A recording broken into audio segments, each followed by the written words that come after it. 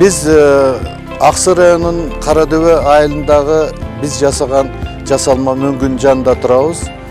Бул жасалма мөңгүнү биз өткөн жылы күз айларында жасап бүтүрдүк эле. Ошондон бери быйыл кыш ичи тоңуп, жакшынакай моундай мөңгү болду.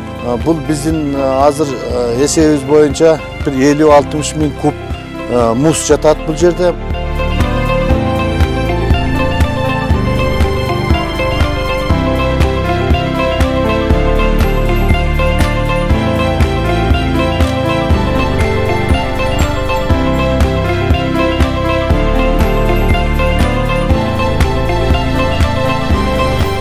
Биздин Каратөө айылында көйгөйлүү маселенин бири суу. Булактан келген 70-80 литр сууду биз огороддор үчүн пайдаланабыз, кезектешип сугарабыз.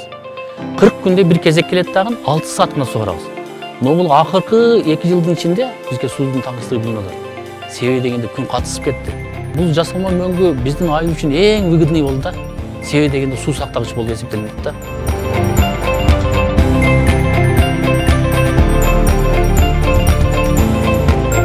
Адистер, окумуштуулар айтып атпайбы, мына мөңгүлөр азайып атат, мөңгүлөр эрип атат деп. Биз өз күчүбүз менен кичинекей болсо дагы ушундай мөңгүлөрдү жасап, аз да болсо ушу жаратылышка, ушул экологияга пайдасы тийсин, аз жерде болсо дагы өзүнчө микроклимат оңдолсун деген максаттарды астыбызга коюп жатабыз.